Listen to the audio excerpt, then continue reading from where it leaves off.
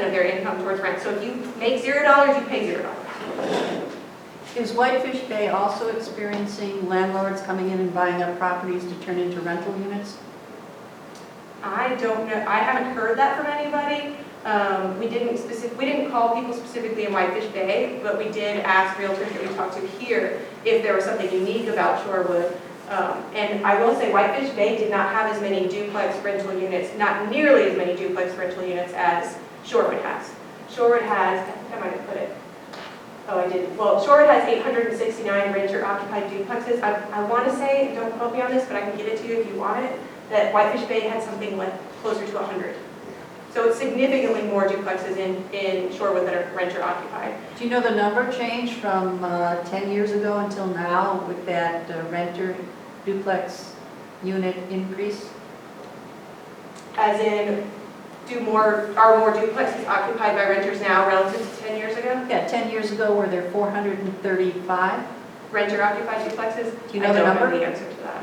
And how many more, I just want to make sure we have enough time to get through Yeah. your whole presentation, so I'm not, how far do you have to go? And how many more slides? 15 more minutes? How many more slides do you have? I mean, I just want to make sure we 30. get through everything. 30? Yeah. Okay, so let's just let her, because I'd like her to get to the end. But if anybody has questions, they can ask. I think I'll be, because some of the slides at the end are the survey results, so it's more just a graph, and you guys can ask me questions if you want, but thank you. Okay, so last things about this, it's currently 99.3% occupied. All the vacancies are pre-leased, and there's a waiting list of 2 to 4 months. The interesting thing about this is that the majority of people who are living in this in the property and or around the waiting list are reportedly not from Shorewood.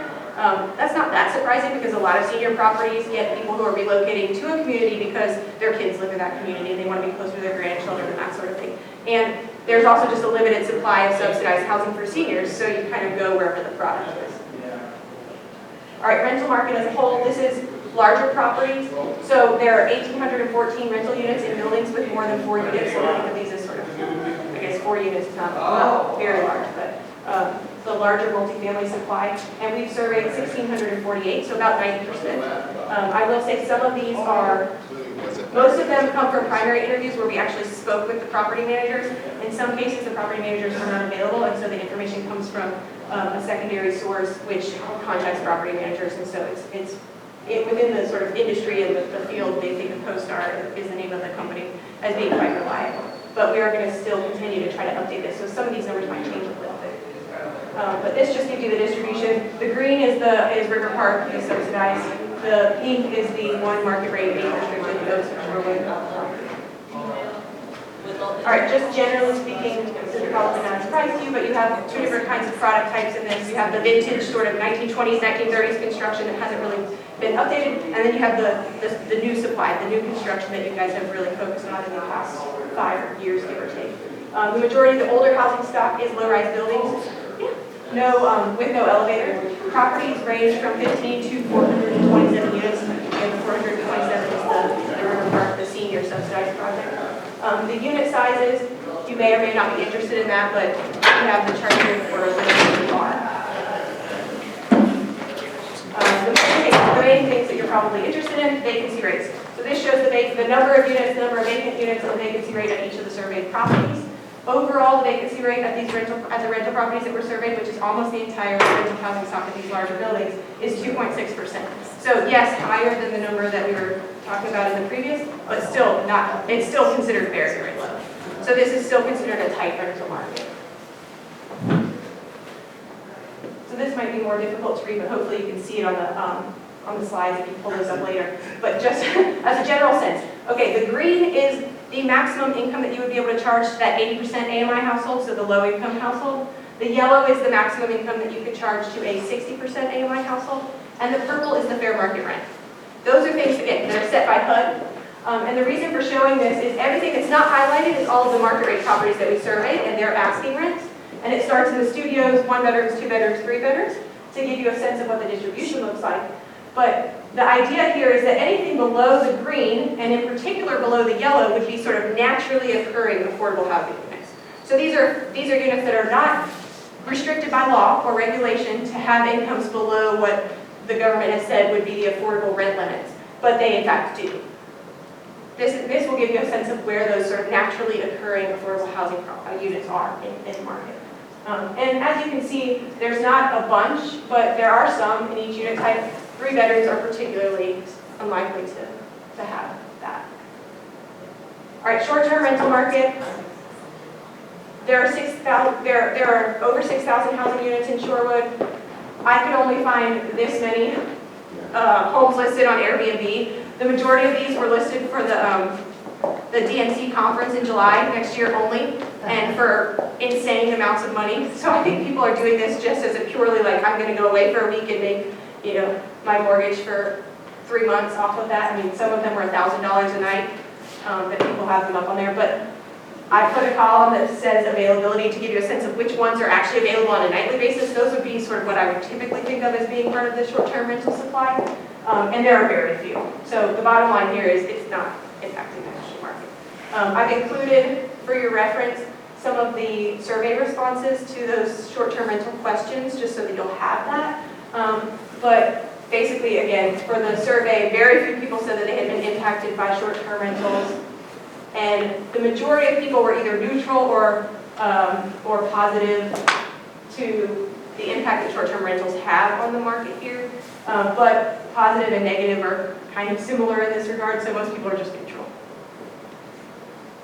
All right, this is the demand gap analysis. I can answer questions on this. I could talk about this for like 30 minutes too. So anybody who has specific questions on this, like let's talk at the end, but I want to just give you the main takeaway, which would be looking at this graph on the upper right. And essentially what this is showing is at these different income levels that we've been talking about, the 80% AMI, the 60% AMI, the 50% AMI, and the 30% AMI, how many renters do we have who have incomes that are in those, that would sort of classify under those restrictions? How many units, housing units, would be considered affordable to households that have those incomes? And then there's a third step, which is how many of those units are both affordable to to a household with that income, but also available to that household with that income. And the way you get to that last step is looking at the distribution of what kinds of households are living in these units that are classified as being affordable to households in those income categories. So essentially what this is showing is the dark color is saying this is the number of affordable housing units we have for people at or below low income, which would be the top, at or below very low income, which would be the middle, and at or below very extremely low income, which would be the bottom. So, and anything to the right, this would mean we have more affordable units than we have households in this category. But the salmon color, or peach color, means, but there's a deficit in affordable and available. So what that means is that there are higher income households that are occupying those units. So if you think about it, you might have 100 units that are technically, based on the rents, affordable to a household that is considered extremely low income, let's just say. But 99 of those units are being occupied by somebody who's considered low income or even upper income or middle income, because, you know, all of us want to live in the cheapest housing that we can find that we consider, you know, acceptable condition-wise. So it's not crazy to imagine that somebody who is a middle income household would want to occupy a unit that would technically be affordable to somebody who has a lower income. So now they're paying less than 30%. They might be paying 10% of their household income in housing costs. Does that make sense? So there's the how many units are affordable to households at these different income levels, which in some cases there are actually enough. There's enough supply for very low income, or sorry, for low income households. There's actually enough supply here, rental-wise. But the salmon color tells you they're being occupied by higher income households. So they're not available to low income households. Same analysis, but for owners. Again, in this case, there's more than enough supply for the sort of middle income and low income owner households to be able to afford to live there. But higher income households are living in those units, which is why there's a deficit going in that direction. All right, so this is the forecast demand, and I will say this is something that's part of the requirement for the new Wisconsin Housing Affordability Act. And the sort of calculation is, I admit, very sort of not as specific as we otherwise might like. But it is the number of households and how many households do you have now, how many households are projected into your future, how many, and that would be the number of new households, 327 by 2035 in Shorewood. And then how many housing units are you adding? Are you adding enough housing units to meet that new demand, that 327? That's the sort of gist of it. Are you adding enough housing units to meet what your household growth is projected to be? And you have to make an assumption of whether or not, of what the construction rate is going to be in a particular community. So what we did was said, well, what was the average number of units that were added to the market over the past 5 or 6 years? And then we'll assume that going into the future. It's about 45. Again, that's largely because of those big multifamily properties that have been added to the housing supply. So it's a bit of a stretch of an assumption because whether or not you can continue to add those kinds of properties is unlikely. But assuming that rate of construction, then you would be able to meet the forecasted housing supply. I'm sorry, demand. Okay, I have 2 more sections for this. Listening sessions. We held 2 meetings, community meetings. We invited stakeholders. We also advertised them to the public. About 39 people attended. We asked 3 main questions. What are the housing needs? What are the barriers to meeting those needs? And what strategies should be pursued to overcome those barriers? And this was, we had, I guess, the afternoon and the evening session.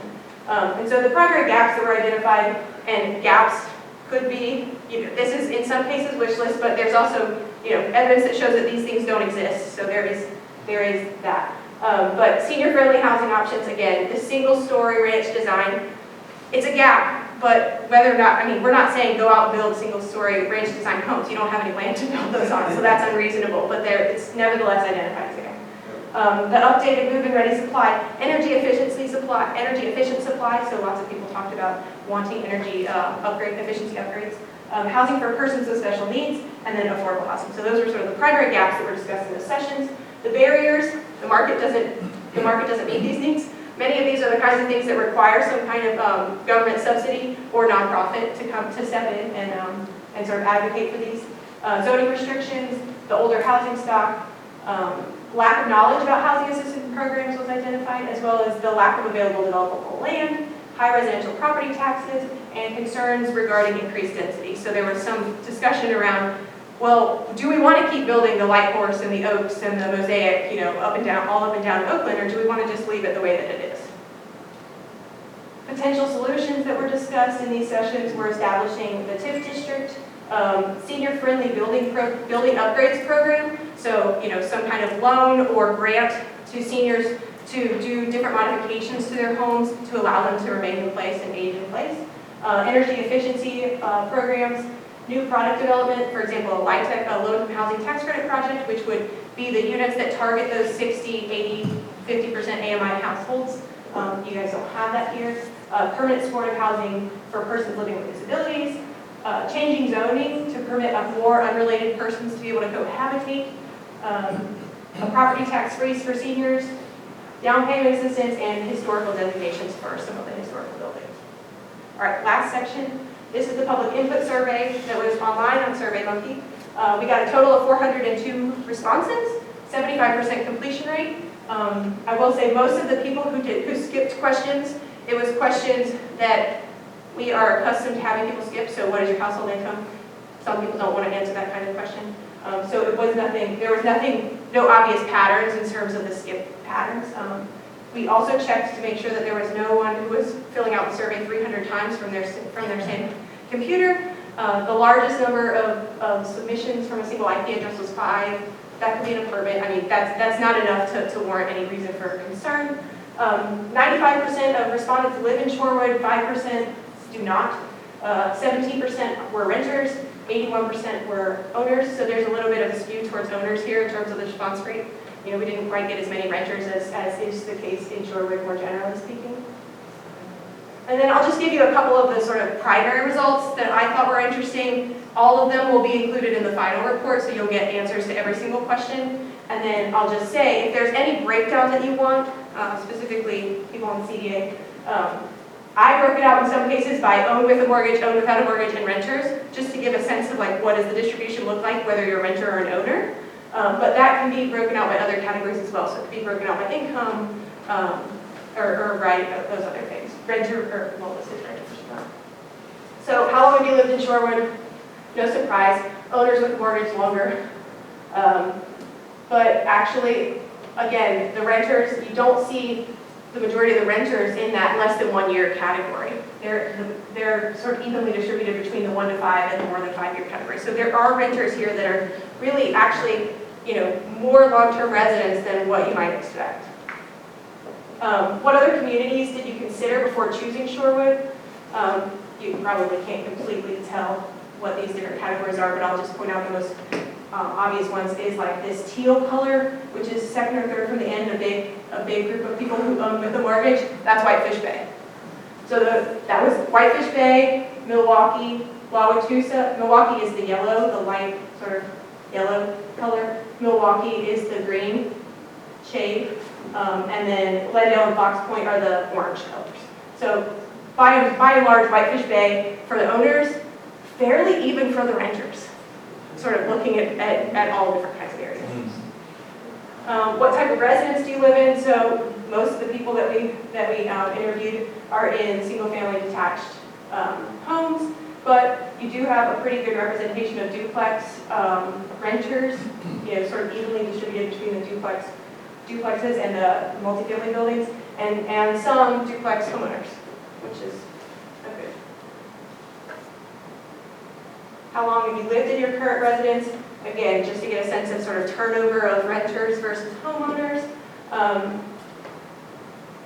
Not surprisingly, people with a home have tended to live there longer, 20 plus years. That would be the sort of goldish color, marigold. But the brighter, or the sort of more fire engine red color is the less than 1 year. And again, that's a relatively small number of people, but we do have a couple, and a couple who have purchased, homes with a mortgage in the past year. So, what is your annual household income? All sources. Again, give you a sense of the distribution. Owners here again are higher income in the response. Renters are more evenly distributed across that income distribution. This would be the going back to those cost burden and severely cost burden definitions that we had talked about before, the standard ones for HUD. In terms of the respondents, this shows you what percentage of the respondents who own with a mortgage, own with no mortgage, or rent are cost burden versus not. So the cost burdened would be the sort of the orange color, and severely cost burdened, the yellow color. So you do see more severely cost burdened owner households here. In this particular survey data set, but you also have some renters that are there too. If you currently rent, please explain why. This was one question that I think that was specifically requested, and the vast majority of people either cannot afford, generally speaking, to buy, or cannot afford to buy in Shorewood, and those were the two primary reasons. Not interested at this time is actually the second. If you currently own your house, what, if anything, would you change about it? This one I think is really interesting just in terms of the questions that you guys have been asking about what kinds of programs you want to sort of support or not for that matter. And so homeowners were most interested, homeowners who participated in the survey, were most interested in upgrading their kitchens and bathrooms, renovating unfinished spaces, for example, their attics or their basements, or increasing energy efficiency in their homes. Why did you choose the housing that you currently live in? The most common responses were that it was located in a really good school district. I don't think that's surprising to anybody, but it is sort of good to see that demonstrated through the responses. And then community amenities, walkability, those sorts of things. All right, support for housing projects in Shorewood. I will say that there were some responses here where people were saying, I don't really know what you mean by support. Do you mean I'm willing, to give my tax dollars to this, or do I just generally support this? That was only a couple of people, but I just want to point that out as a caveat that there might be some nuance to this question that we did not necessarily anticipate. And I've never had anybody ask that before, actually, which was surprising, but it seems kind of like an obvious clarification that in the future we should make. But in this case, so the graph on the left is like the group question, which kinds of groups would you support housing projects for? And then the table on the right is the specific kinds of housing structures that you would support.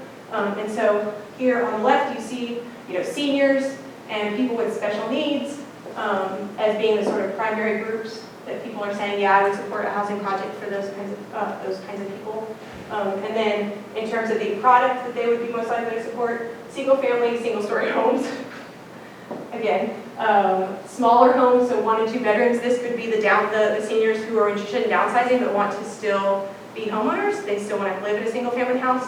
They don't want a 2-story duplex. They might not even care that it's 2 stories, but they want it to just be 1 or 2 bedrooms, because I did hear from some people that even the duplex that was sort of senior friendly in the sense that there was a bathroom and a bedroom on the first story, they still felt like that was not necessarily going to meet their needs, because the upstairs would be really unused space, and that was not desirable. Take that for what it's worth.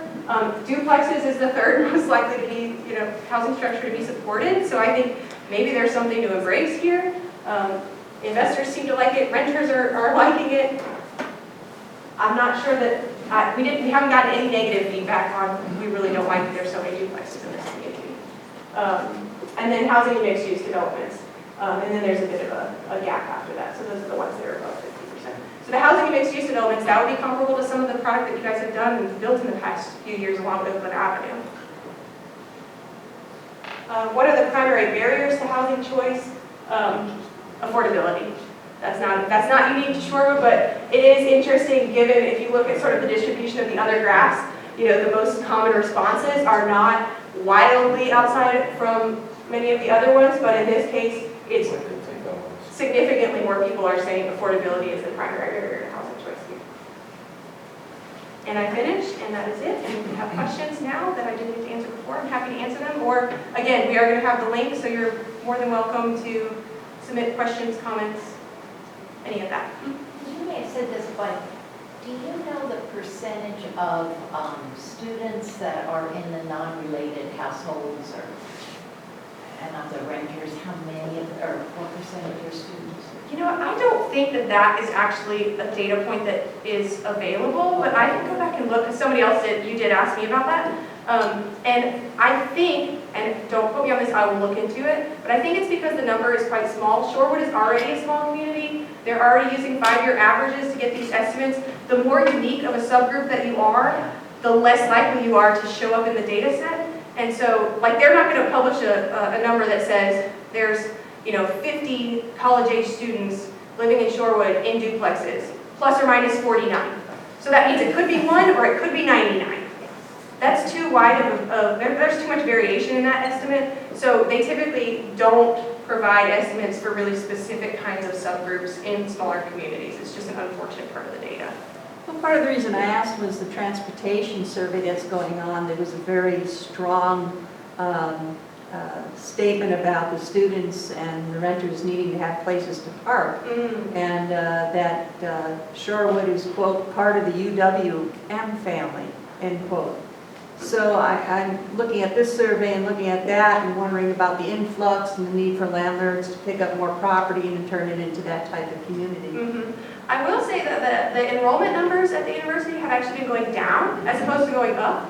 So in a lot of communities, I'm originally not originally, but I did my PhD in Tucson, Arizona. We had a huge problem because they just don't have enough student housing there. And so the students are just outflowing into the surrounding neighborhoods, and that's a big problem for homeowners who are living in the neighborhoods trying to just raise a family, not wanting to have parties, 30 cars parked in front of their houses all the time. I was expecting to actually see enrollment numbers going up, in which case I was thinking it would be more of a problem here, but they're actually going down. So maybe that's one sort of data point or indicator that it's less likely to be an issue. I mean, investors are going to look at those numbers. Well, they're going down, but there's tens of thousands of students right up there. It's not a small number. Right, but if investors are thinking, I want to buy product that I'm going to have this new sort of market that I could potentially rent to, if the enrollment numbers are going down, there's not a new market, there's an existing market, sure, but not a new market. And did the survey ask if there were any problems with that type of demographic? We did not ask about student-specific issues. We did talk about that, I will say, in the listening sessions, and there was only one or two people, if I'm remembering correctly, that said that they thought that was an issue. But they actually tied that or linked that to the Airbnb rentals. And we're talking about how there's apparently 1 or 2 Airbnb rental properties somewhere in Shorewood that the college students are are renting in order to throw big parties and then,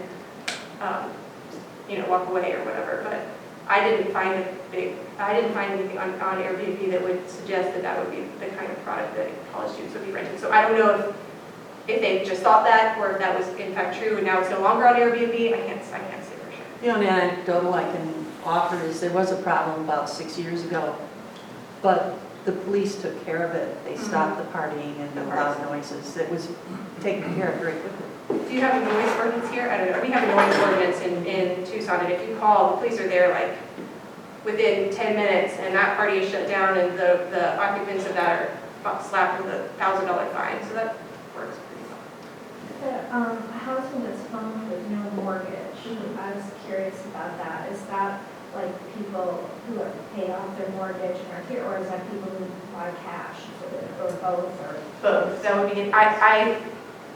I don't want to assume. I was going to say probably more people would have paid it off, but I can't say that for sure.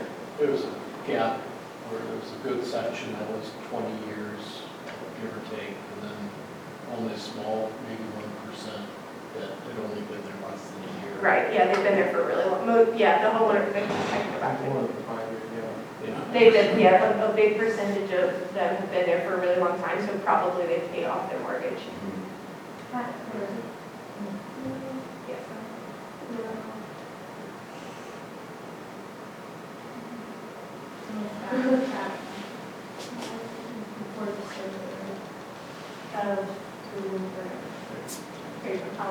Oh, okay, so Yeah. it's mostly- So, mostly- Most of them, so there's a small, it looks like maybe 10 who have been there 1 to 5 years, so those would be the cash buyers. Someone. Yeah, you're just not gonna say it. Like, Yeah. that's, how many clients have you had come in, 65 plus, willing to pay cash to move the show? In the last 2 years, Yeah. maybe 3. 3. See, we're talking less than, Yeah. And it's not common. Yeah, I know. what's the I big know year for where you sure. can pay $14,000, $15,000? Property tax. Are you able to distinguish, I consider multifamily buildings as commercial buildings, I don't consider rentals like that as residential, I consider them commercial ventures. And as from a tax standpoint, I look at the revenue that they generate versus privately owned properties. The condominiums seem to bring in a lot more tax revenue for the community versus the apartments. And there's no exact comparison, apples to apples, because all the new apartments are brand new, and the condominiums, the newest condominiums are pretty old. Right. So it's hard to determine what that, how to fill that gap. But The tax revenue? Well, not just the tax revenue, but the housing needs, those gaps that you talked about. Private ownership is skewed in the community right now. But by, moving towards private ownership rather than commercial development might actually benefit the community more than commercial development, which are apartment buildings. Oh, I see what you're saying, because commercial is taxed at a lower mill rate. Commercial doesn't seem to be taxed the same, and because there's turnover in privately owned condominiums, they are commanding market value at that time, and that the values of those units are recalculated. Condo is much higher than the taxable value of a two-bedroom apartment, correct? Is that what you're trying to say? Yeah, and it's always monitored because of the resales. So if they have 10 resales at Eastwood, and they see that the values have gone up 10%, the revenue is going to increase by 10% also. So that's just a function of the mill rates being different for commercial properties as opposed to residential though, right? I don't know. But should they be, or is there a difference?